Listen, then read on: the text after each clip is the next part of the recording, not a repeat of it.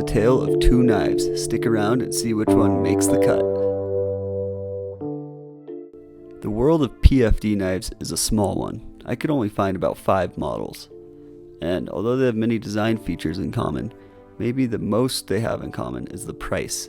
Despite being a really basic instrument, they generally run around $60 or more.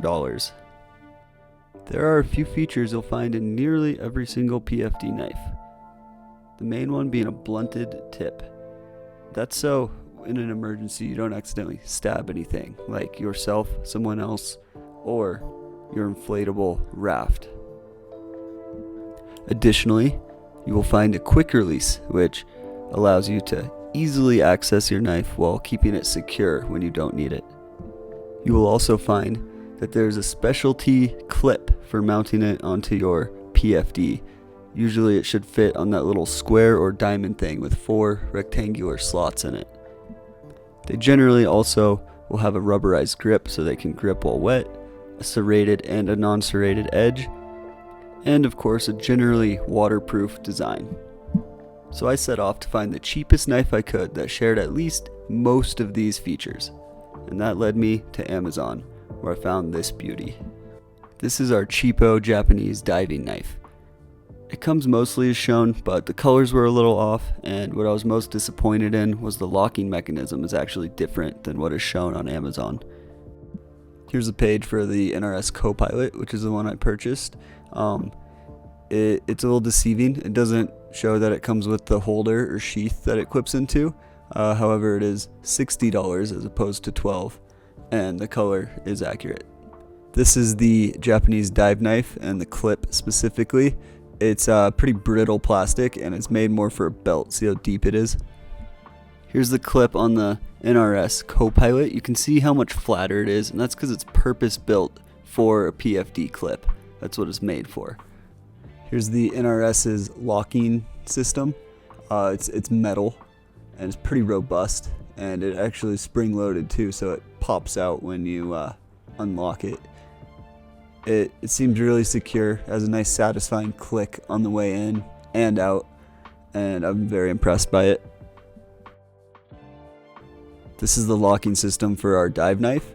As you can see, it's made of plastic, so a little more brittle. It's a little counterintuitive. You kind of have to push the sheath down and then it pulls out.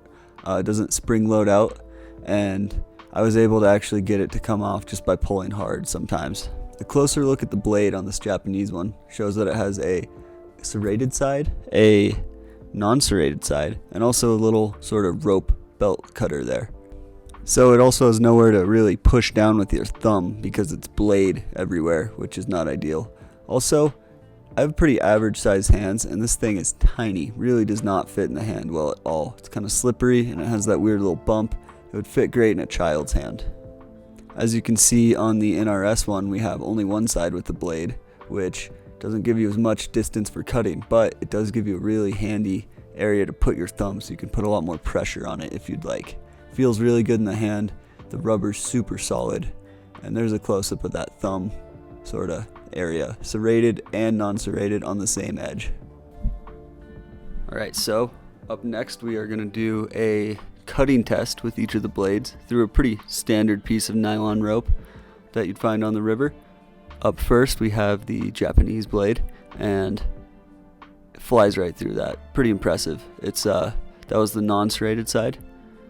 Now the serrated side definitely catches a little bit, isn't as quick, but seemed pretty capable. Pretty impressive for $12. Now we have the Copilot by NRS. So initially it goes right through, and then it kind of catches on the serration, but it's no big deal. The NRS one on a PFD, any jiggle is just purely in the fabric. The mount's solid as can be, comes on and off easily. I can pull it really as hard as I can, as you'll see, and it doesn't budge. It stays right on. And then when I want it off, it's just a quick little tap of the release, and it comes right off into my hand. So here's our dive knife. The clip really does not work very well. It's got a lot of wiggle. As you can see here, the release actually was surprisingly good, better than I thought. I was able to get it in and out without a ton of difficulty. But when I pulled really hard, The release stayed, but the whole thing just came off. The winner of this face-off should be obvious, but let's go over our results and just see some of the pros and cons that both knives had to offer. Let's start with the Japanese dive knife. There's not a lot going for it, but the most obvious pro is that it's cheap. At only $12, the cost really isn't a factor with this one. Next, we have two pros for the price of one, and that comes in form of the blade.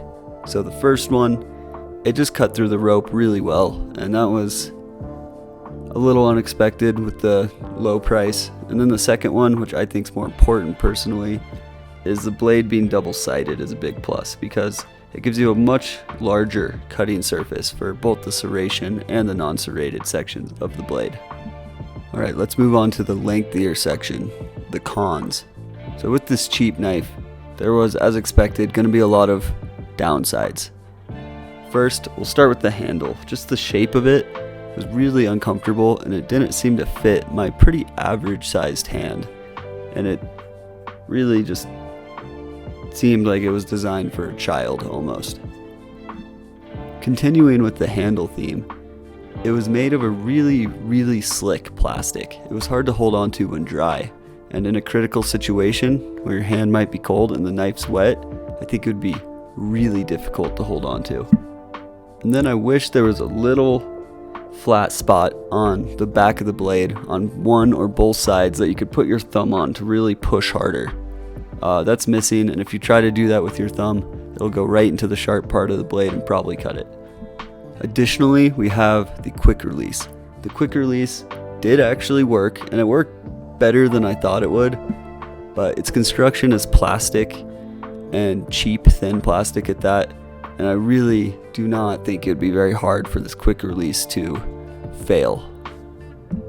And the final, and maybe the biggest con, which makes it somewhat unusable, is the clip.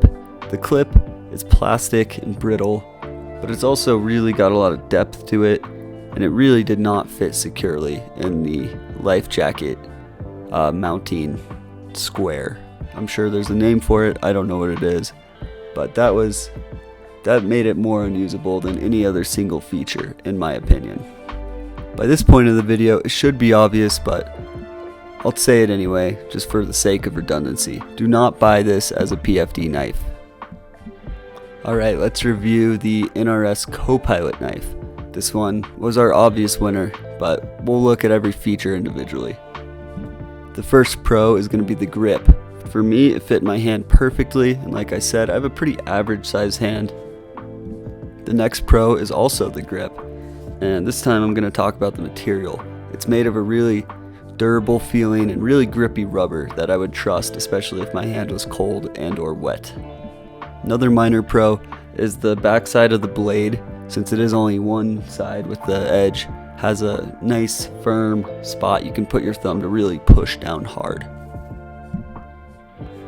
And maybe the best part about this knife is the quick release. It's made of metal, it's really quick to release. There's a spring in there, so it just pops right into your hand. It's really satisfying to use and feels incredibly secure. And of course, the sheath itself fits really well into that PFD square diamond mounting bracket. You know, it's what it's made for. It fits really securely, and frankly, I don't think I could get it off unless I broke either the sheath or the mount. Let's talk about the cons. There's not many, but I think it's important we acknowledge what they are. Number one for me is the blade. The blade itself has half serrated, half non-serrated, but it's a really short blade, so you only get about an inch of serration and an inch of non-serration, and it really just doesn't seem like that much cutting surface. I wish they could have gone with a fully non-serrated side and then like a half serration side on the other side of the blade. The next con is the price. It's nearly $60, and that just seems like a lot for what you're actually getting. For me, the value is in the sheath. It's got the nice quick release with the spring and the ability to lock onto your life jacket. However, the knife itself is really cheaply made. It's made in China, and it looks to be about as high quality as the kind of knife you'd get at Walmart or in like the little bin at the checkout at Ace Hardware. If you were to find yourself in a life-threatening situation where you need it, I think you'll be more than happy you spent $60 instead of $12. The final con, which is a little nitpicky, is the NRS knife. Actually, all of their knives have a bottle opener on them, which is an odd choice because most people in the whitewater community would agree that it's a bad idea to take glass bottles on the river with you, just because of the hazard they pose if they break to other people and, again, your gear. So, just a weird design choice. In conclusion, I think it's clear that the NRS is a much better option for you, even though it is orders of magnitude more expensive. One thing we didn't touch on is the other PFD knives, which range from quite a bit more expensive to a little cheaper. And another thing we didn't look at are other slightly more expensive dive knives on Amazon. And maybe one of those slightly more expensive options could fit that niche perfectly. Hard to say. I hope you enjoyed this video, and I'm curious to know what PFD knife you use, or if any at all.